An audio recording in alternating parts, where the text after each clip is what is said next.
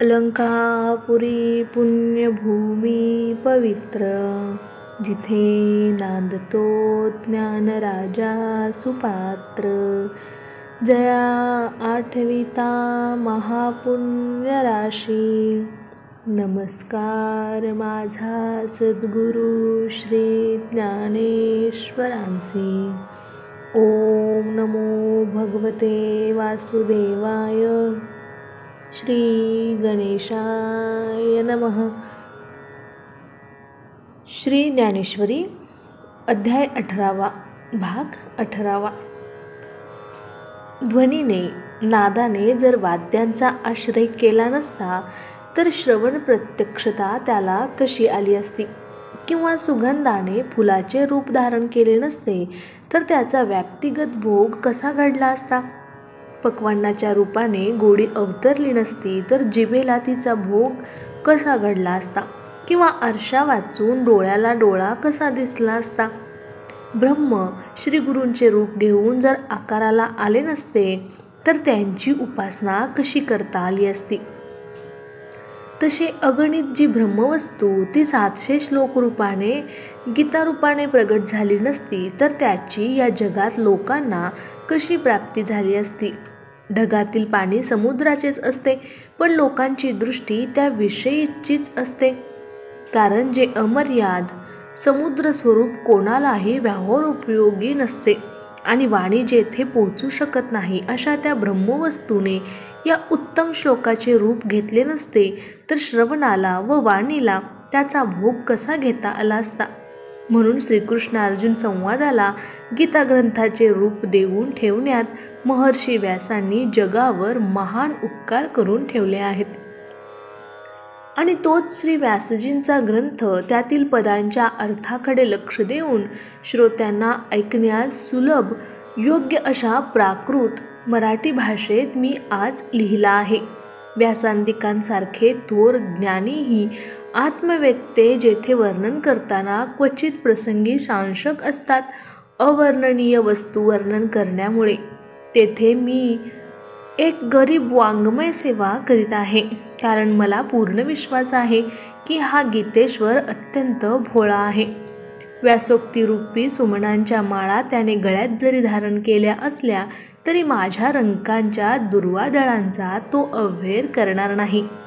पहा की क्षीरसागराच्या किनाऱ्यावर हत्तींचे कळप पाण्यासाठी येत असले तरी मशकांना तेथे काय मज्जा वाजतो. नुकतेच पंख फुटलेले पाखरू फार उडू शकले नाही तरी त्याला विश्रांतीस्थल आकाशच असते. आकाशाचाच आधार असतो, ते आकाशातच असते. व भरारी सरसे आकाश आक्रमण करणारा गरुड घेतला तरी त्यालाही विश्रांतीस्थल आकाशच असते. जगात राजहंसाची गती श्रेष्ठ ठरली असली तरी आधार कलशाकाशाच असतो. तसेच चुळीत कमी पाणी असले तरी आधार मुखाकाशच असतो. त्यात विशेष ते काय? मशाल मोठी असली तर प्रकाश अधिक असतो व वात जरी लहान असली तरी ती आपल्या मानाने प्रकाशच देत नसते काय? समुद्राच्या व्याप्तीप्रमाणे समुद्रात आकाश प्रतिबिंबित झाले तर डबक्यात व्यक्तीच्या मानाने ते तितकेच प्रतिबिंबित होते. त्याप्रमाणे व्यासांसारख्या महान बुद्धिवंताने या ग्रंथाचा उहापोह केला असला तरी आम्हीही आमच्या शक्तीप्रमाणे तसे करावे याला वरील दृष्टांत मिळत नाहीत काय? ज्या समुद्रामध्ये मंदार पर्वतासारखी थोर जलचरे संचार करतात तेथे ते पाहून लहान माशांनी काय पोहोचू नये? सानिध्यामुळे अरुणच तेवढा सूर्याला पाहतो असे म्हणावे तर पृथ्वीवरील मुंगीही काय त्याला पाहत नाही. यासाठी आम्ही प्राकृतजनांनी देशी भाषेत गीताप्रबंध आणला तर ते अनुचित होय असे म्हणता येणार नाही. आणि पिता पुढे जात असून त्याच्या मागे बालक चालत असेल तर शेवटी ते तेथेच पोहोचणार नाही काय? त्याप्रमाणे व्यासांच्या मागोव्याने व भाष्यकार श्री शंकराचार्यांना वाट विचारित जाणारा माझ्यासारखा अल्पमतीही तेथेच पोचणार नाही तर कोठे जाईल? आणि ज्यांच्या सामर्थ्याने पृथ्वी स्थावर जंगमभूतांचा भार सहन करते व ज्याच्या अमृताच्या आधारावर चंद्रजगाची शांती करतो, ज्याच्या अंगचे असलेले तेज घेऊन सूर्य अंधाराचा अडसर दूर करतो, समुद्राला ज्याच्या सत्तेने पाणी आहे, पाण्याला ज्याच्यामुळे माधुर्य आहे व माधुर्याला ज्याच्यामुळे शोभा आहे, वाऱ्याच्या अंगचे सामर्थ्य ज्याचे आहे, आकाश ज्याच्या सत्तेवर व्यापलेले आहे, ज्ञानालाही ज्याचा प्रकाश आहे व ज्याच्यामुळेच त्याला सर्वश्रेष्ठता आहे, ज्याच्या सत्तेने वेद हितवचनीय आहेत, सुखाला सुखपणा ज्याचा आहे, हे राहो ज्याच्यामुळे विश्वाला रूप आहे, त्या सर्वोपकारी श्री गुरु निवृत्तीनाथांचा माझ्या अंतःकरणात प्रवेश असून ते तेथे वास करीत आहेत. तेव्हा जगात पूर्वीच आयती प्रसिद्ध असलेली गीता मी मराठी भाषेत सांगितली तर त्यात आश्चर्य वाटण्यासारखे काय आहे? ज्याचे श्रीगुरु म्हणजे केवळ डोंगराच्या मातीची मूर्ती, त्या एकलव्य कोळ्यानेही त्या अचेतन गुरुपासून धनुर्विद्या प्राप्त करून घेऊन त्रैलोक्यात सर्व मान्यता मिळवली. चंदनाच्या भोवती असलेले सर्व वृक्ष चंदनासारखे सुगंधित झाले व वशिष्ठ मुनींची छातीही तेजाने सूर्याची बरोबरी करू शकली. मग मी तर सचेतन मनुष्य आणि केवळ कृपादृष्टीने शिष्याला निजपदाची प्राप्ती करून देणारे असे श्री सद्गुरू माझे स्वामी. आधीच निर्दोष नेत्र, त्यात सूर्याची मदत, मग दिसणार नाही असे कसे होईल? म्हणून श्री संत ज्ञानेश्वर महाराज म्हणतात, माझे नित्य व नवे वाहणारे श्वासोश्वासही गीता प्रबंध होऊ शकतील, कारण श्री गुरु कृपेने जगात काय होणार नाही. याकरिता मी मराठी भाषेत श्री गीतार्थ केला, तो असा की सर्व लोकांना तो विषय सहज समजावा. परंतु माझ्या मराठी शृंगारिक भाषेने कोणी गीतार्थाचे आकलन करू गेला तरी मूळ गीतेच्या वक्त्याच्या अभावी त्यात एकदेशीत्व अथवा अपूर्णता मुळीच राहणार नाही. म्हणून कोणी गीतेचा वक्ता असेल तर माझा मराठी अर्थ त्याच्या वक्तृत्वाला अलंकारच होईल, किंवा कोणी सुठा मराठी असेल माझा सांगितला तरीही मुळावरून सांगितल्या जाणाऱ्या अर्थाला तो उणेपणा आणील, म्हणजे सरस ठरेल. सुंदर अंगावर अलंकार घातला नाही तरी तो आपल्या सुट्या स्थितीतही शृंगार रूपाने असतोच, अथवा सुंदर शरीरावर तो घातला तर त्याच्यासारखी आणखी गोष्ट कसली?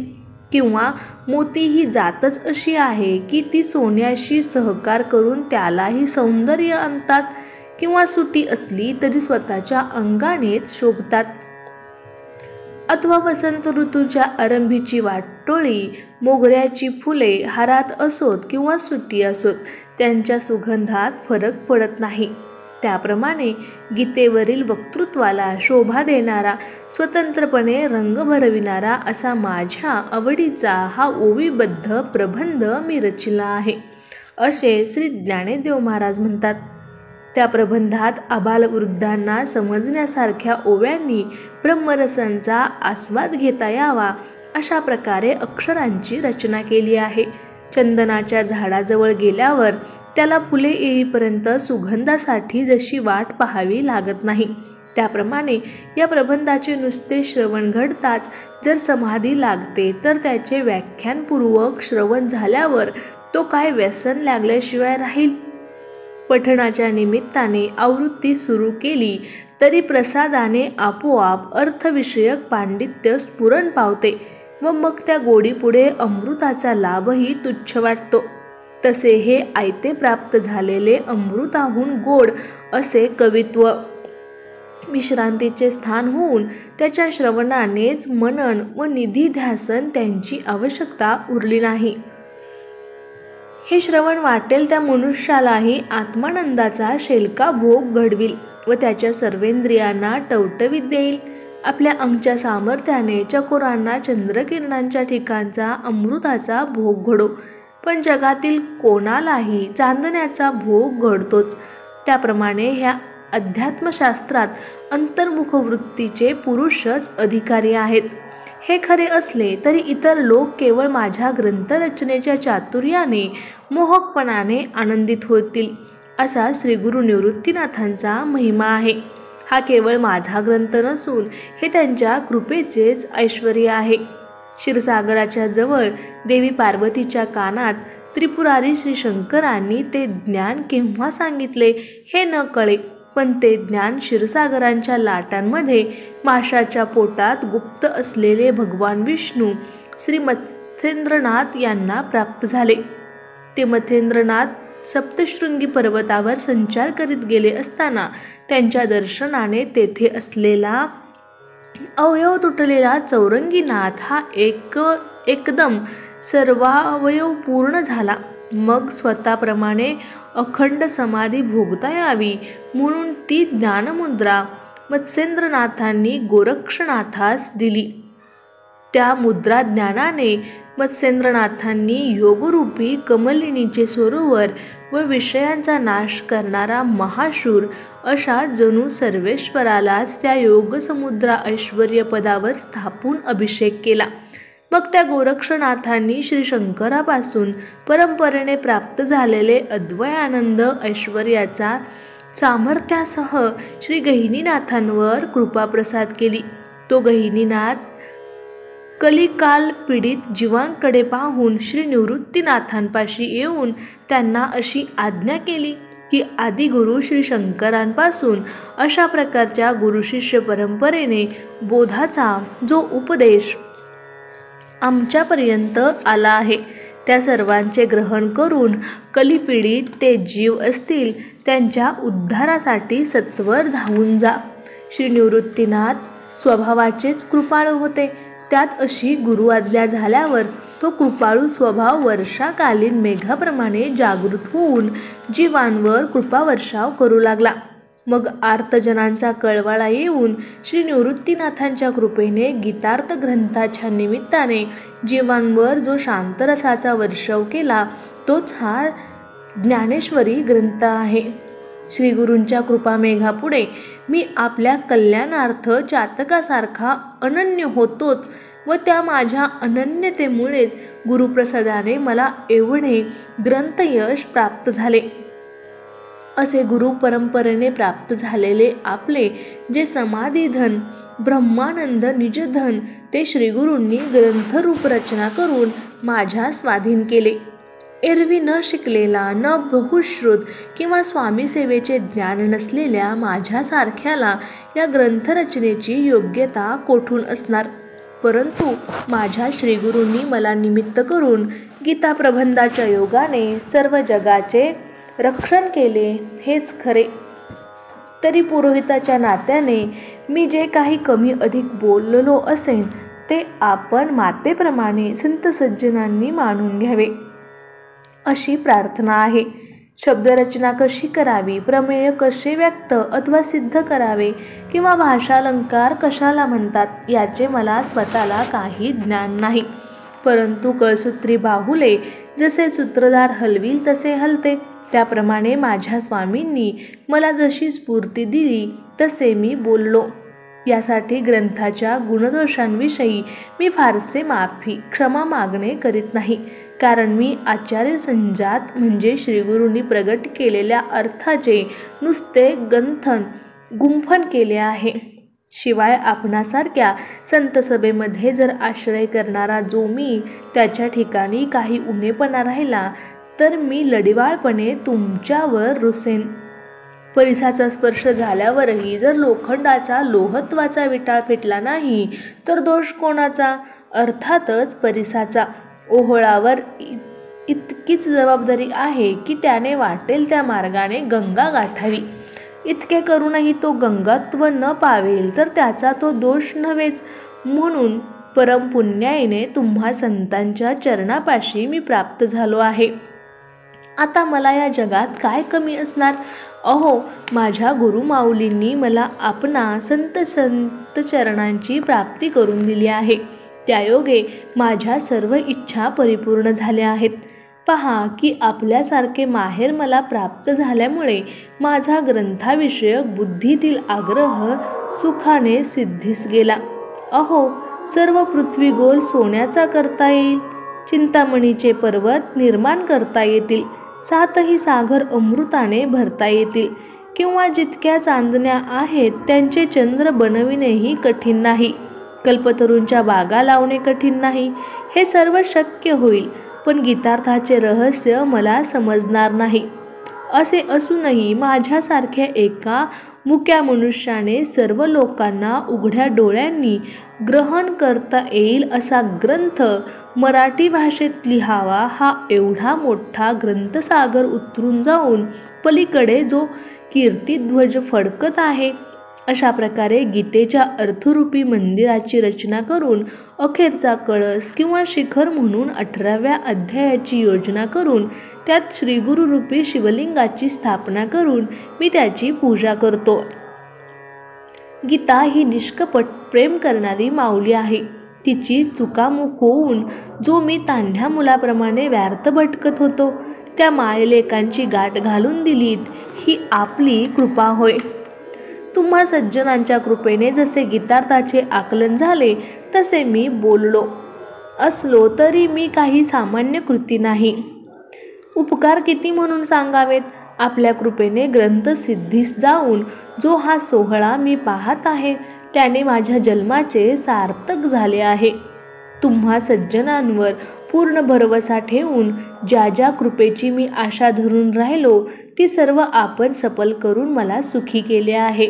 महाराज, माझ्याकडून ही ग्रंथरूपी दुसरी सृष्टी जी तुम्ही निर्माण केली ती पाहून आम्हाला विश्वामित्राच्या प्रतिसृष्टीचेही कौतुक वाटत नाही.